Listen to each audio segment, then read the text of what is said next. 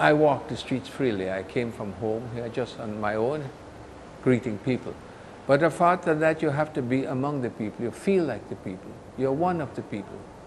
And as I began to tell you, I feel that I'm a Caribbean man. And when I say Caribbean, I have the wider context, like the associate of Caribbean states, because I have all the bloods of the Caribbean in me. That's the way I look at it. And perhaps it's that mixture, I get the feeling I can relate to different people, wherever they come from, whatever their ethnic origin is. George Price was the first Prime Minister of Belize and the architect of that country's independence from Great Britain. Born in Belize City, he entered politics in 1947 with his election to the Belize City Council. 3 years later, he co-founded the People's United Party, devoted to the political and economic independence of the British colony, then known as British Honduras. In September of 2000, Price became the first person to receive Belize's highest honor, the Order of National Hero, for the prominent role he played in leading this country to independence. In 2001, the father of Belize received the Caribbean's highest regional recognition, the Order of Caracas. So what to do next after getting all these accolades? He sat down with Carib Nation's David Hines to reflect on his 50-plus years of public service.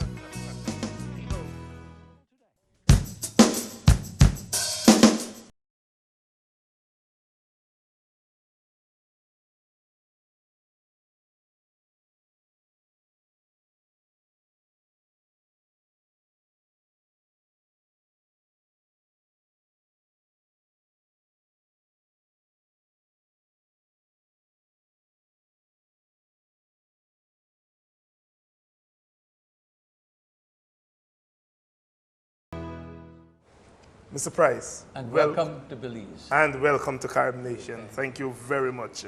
Your name is one of the names my generation grew up with. You belong to that generation of Errol Barrow, Forbes Burnham, Chetty Jagan, Eric Williams, Eric Geary, all stalwarts. And they've all gone ahead of us. And you're still surviving. Still surviving. Yeah. No. After more than 2 decades of political independence, which you fought for and led in this country, are you satisfied where Belize has gone these 2 decades? I think the answer would be yes. Considering all the circumstances in the world today, things could have been worse. But we have a good succession, the Prime Minister is doing a good job. And I think the philosophy of the party is respected. And of course, the objectives are still there ahead of us. With the objective to make Belize a better place for all. You are above all a nationalist, a Belizean nationalist, yes, a Caribbean nationalist. That is so. You are concerned about the survival of Belize and the survival of the Caribbean as an authentic entity. In the face of globalization, how do you see Belize and the Caribbean holding on to its nationalism? I see it will hold on provided there are certain principles observed and there are certain principles, certain policies in working the globalization, free trade. We can't have free trade among unequals. It's against the law of equity, against the law of justice. Even horse races, we have such things as handicaps. If a horse is too good, they're going to bring on the jockey, put a little more weight on the jockey to make things more equal for everybody, a more equal playing ground. And that is what's happening in this globalization and free trade. There are certain principles that have to be observed. One is gradualism. We can't expect a developing country like Belize to change overnight from night to day. There is a time factor we have to go through gradually to get the things done. Then there is also something like a handicapped principle. It's known, I think they call it asymmetry. We can't expect little Belize to meet all the economic and financial conditions of the big developed countries. There must be some mechanism in there to make things more even for both partners. Otherwise, it is no longer free trade, because each partner must be free to do the best it can in its own interest. Mm-hmm. You have been actively involved in public life at least from 1950. You're talking about 5 decades. 1944. 1944. Look, I go beyond that. Right. So, you know, it's 60 years. Almost, that's right. And you have been blessed to have been thrusted into leadership for most of those years. What would you say was the high point or the high points of your long political career? Undoubtedly, independence, the day of independence, when we were declared an independent country, and there must have been about 60 delegations here for that day. It was a glorious day, a very sunny day. And I like to think one thing has remained with me, that the independence speech was about 5 minutes. The texts are English and Spanish. And I thought that is very good. I hate long speeches when you have to listen to these long speeches. By the time the end reaches, you forget what was the beginning. They say that politicians never have regrets, but I suppose you were a politician of a different order. If you were to do it all over again, what would you do differently? I don't think I'd do anything differently, because to begin with, many things were decided on prayer, the guidance of the Holy Spirit. We pray at our cabinet meetings, asking God's guidance. We pray for our meetings, and looking back at the years, the 58 years, I can see the hand of God in many things. So it was not that we had a blueprint and we followed it through, because most blueprints in the first stages create problems. These things don't happen the way you think they're going to happen. Belize is a nation of different ethnicities. That is so. And I asked the Prime Minister when I interviewed him a few days ago, what is responsible for the social calm and the ethnic peace, I call it ethnic peace, that you have here in Belize? And he said, George Price. So I thought that when I come to interview George Price, I will ask you, what is the secret? Well, the secret is, one, you have to get the people to feel they're one people. Before our time, before the movement started, the peaceful, constructive Belizean revolution, the very words describing the districts was the out districts. Things were out there, out. And there is where the riches, the resources are in the districts. So we had to make them feel they're no longer out in the district, no longer according to the Maya people, the Spaniards, or the Panya, no longer the Caribs or the Garifuna, no longer the Coolie. We're one people. And we had to find a word for that people. And history gave us the word Belize, the ancient name of Belize. We think it goes way back to the Maya Empire, Maya civilization, where the people lived in the Petén area, the highlands. And they used to travel to the sea. They used to go there to trade, to collect shells, and they used to call it Be, the road to the sun, Be Lekin.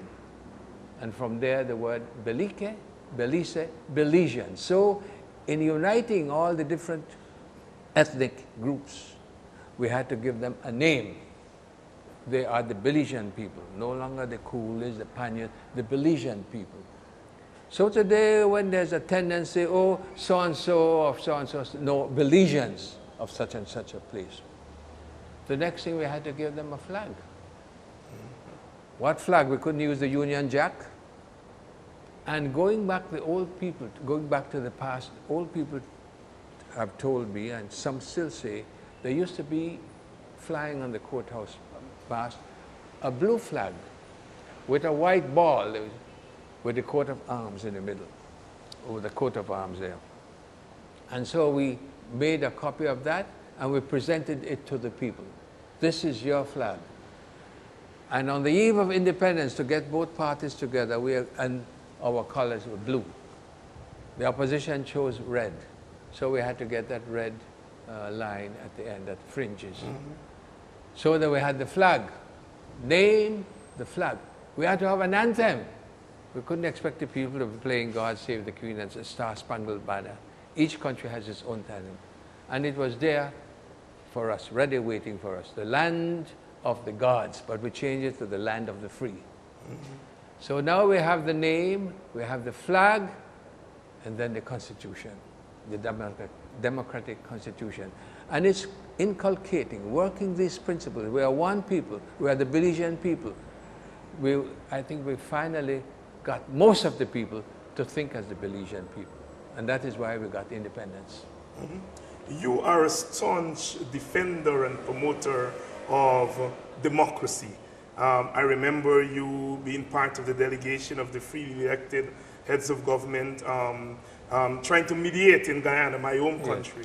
And today we see the world grappling with this issue of democracy. Tell us, from your standpoint, after living 84 years, after being 60 years in public office, what democracy means to George Price. That a people can change its government when the people want to change that government. That's the first democracy, the vote. And of course, the program, it must be in the interest of the people, the welfare, the good of the people. And in working the principles of the organization, the freely elected heads of government, there was one thing was always in my mind. We have to be very careful we not cross the line of intervention. We cannot go into a country. For the first place, they want us to be there. And I think in the case I was there, President Hoyt agreed that we should go. And we should not get into too many items, details in the country's program or their policy. So long as there is fairness, there's the democratic process, you can change a government, the freedom to vote, and of course the rights of the citizen, the rights. But we must not forget the duties too. We talk about rights, and we forget the duties, because every right must have a duty, and every duty must have a right. So that is what was in my mind when we visited several countries in the area, not only the Caribbean, the Dominican Republic, Jamaica, Guyana, but also Central America, Nicaragua, and Panama. Yes. There are two lines from a poem by one of my favorite poets, the Guyanese and Caribbean poet, Martin Carty. Says, "I am a man living among my people. So if my people live, I too must live."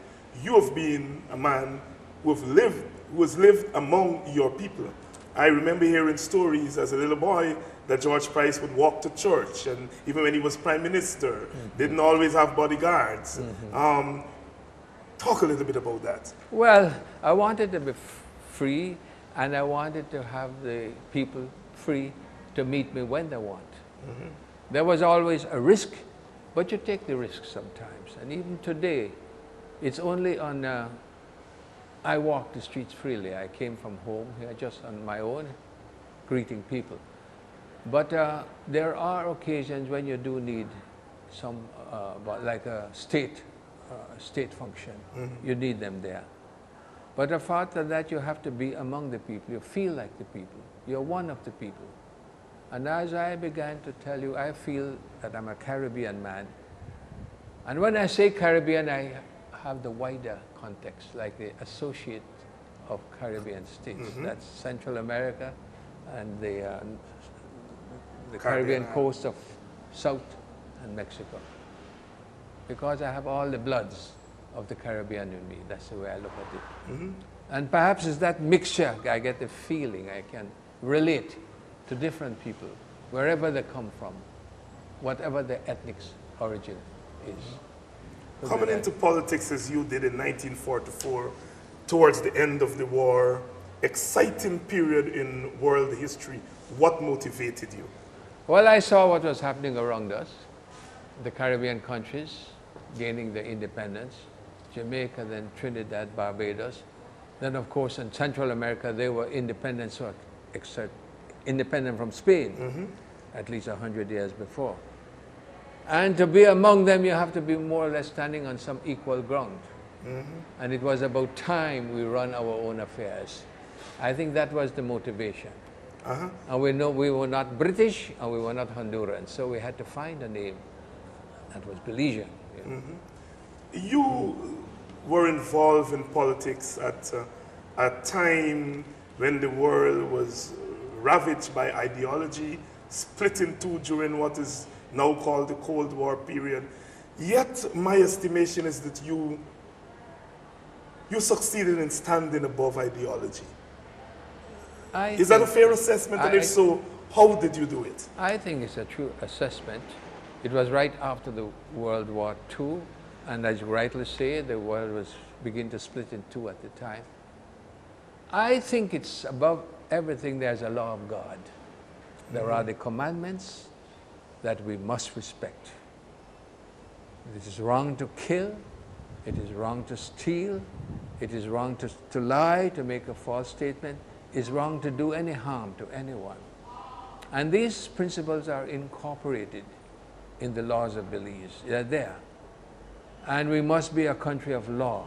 We must, first of all, acknowledge our Constitution, acknowledges the supremacy of God. That's the first thing. And from that acknowledgement, that recognition, stems all the things that follow. If there is a God and there is a God, there must be right and wrong. And we must do the right and avoid the wrong. Those would be the guiding principles, I think. You obviously attended so many heads of government conferences. You would have worked with a wide array of leaders. Any particular leader that you would have developed a close friendship with and was very fond of working with? Yes. There was, of course, your president years ago, Mr. Forbes Burnham. He took a very special interest in Belize. And of course, Michael Manley and Dr. Williams. And they've all gone ahead of us anyway. Yes. But there was also the ruler of Panama, General Torrijos. Yes. Omar Torrijos. He took a great interest. And he's got the Latin American countries and their votes at the United Nations to support Belize. Because when we took the case to the United Nations, and the case was that the United Kingdom should give Belize a guarantee so that Belize can move into independence free of invasion from Guatemala, we needed support. We had the support, we started. It began in Panama. The story I've been told several times.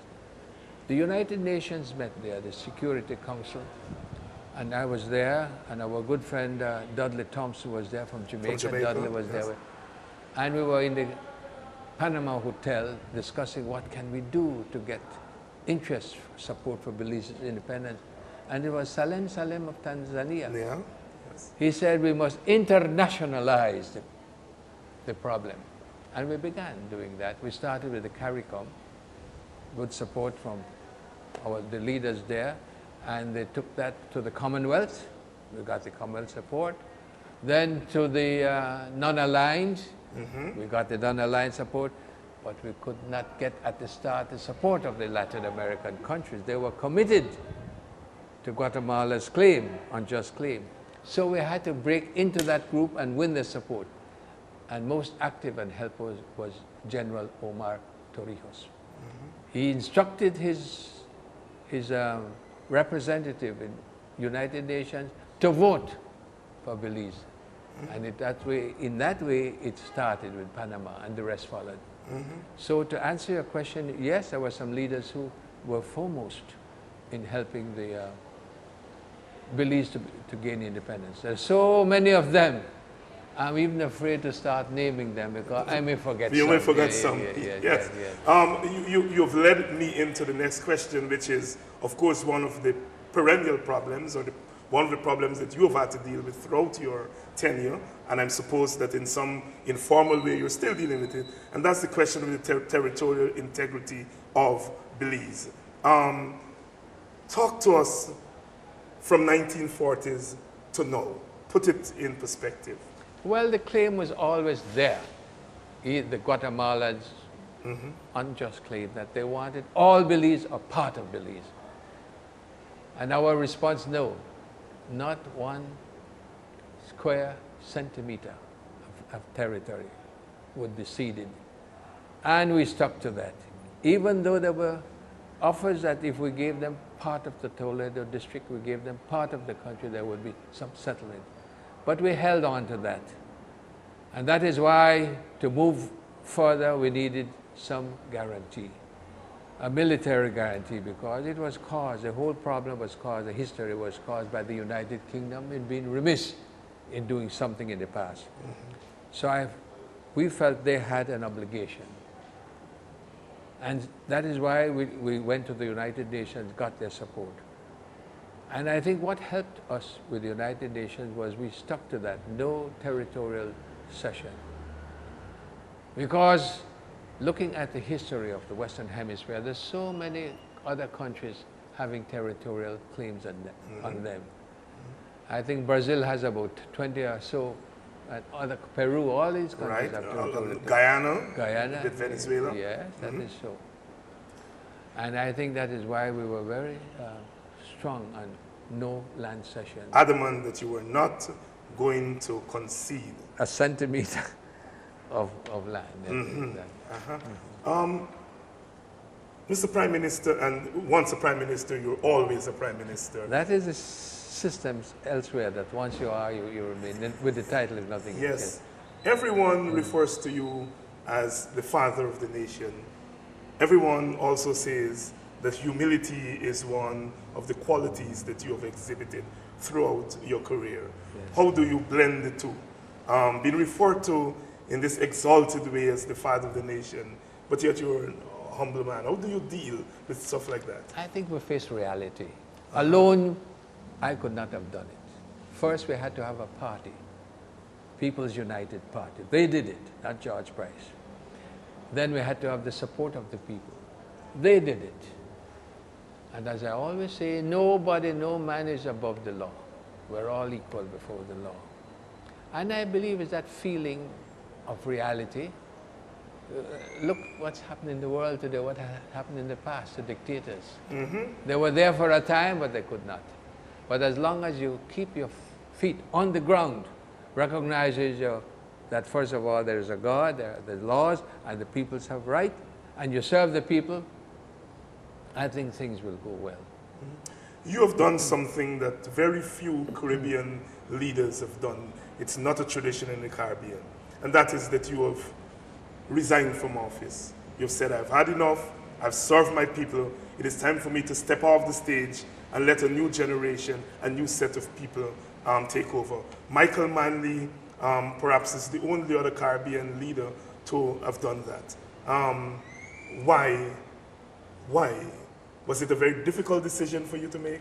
Well, facing reality, at the age of 76, I felt I didn't have the energy or the strength to continue. And it was only fair that we give younger people the opportunity to move ahead. So it was in 76 I decided to step aside. But and then there was an election for leadership. I nominated nobody, I didn't name anybody, it went to the people. And the people chose today's Prime Minister, who is doing a very good job, and he is carrying out the principles of the party. But he wouldn't let me go. He said, you have to stand for election. And so we stood for the Pickstock Division, won, and then he made me a senior minister to attend cabinet meetings.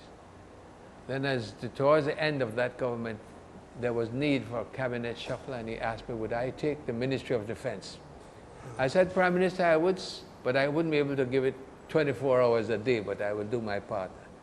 So I was active in government up to this year.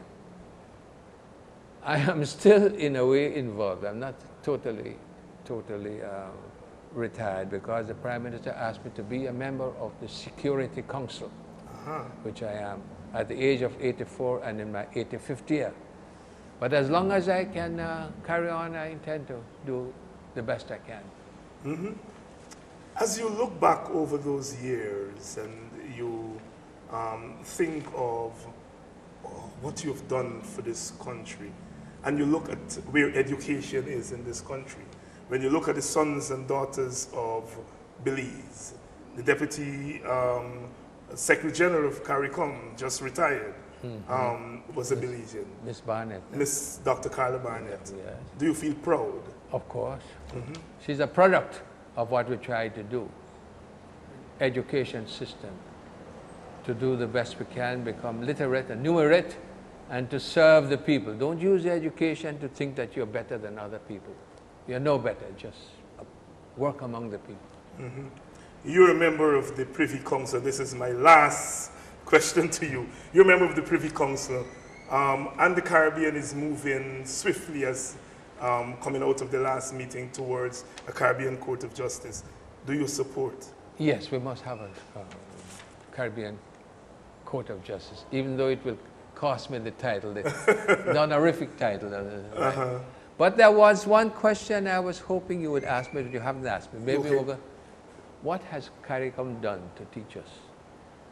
CARICOM has succeeded in bringing these countries together. And in doing that, CARICOM has learned that they are not alone. They are one of the subregions. And to go further and to be more influential, they have to unite, work with the other subregions, like the Central American countries. And it even goes broader than that. It goes to the Association of Caribbean States, which include Cuba and all the countries whose shore touches the Caribbean Sea. I think CARICOM has taught me that and has learned it by maneuvering in the world. They're not alone.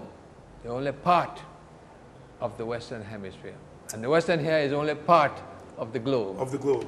The quintessential regionalist, I noticed you said Cuba there. I find that quite honorable because, as you know, Cuba's been one of the controversial areas in Caribbean politics.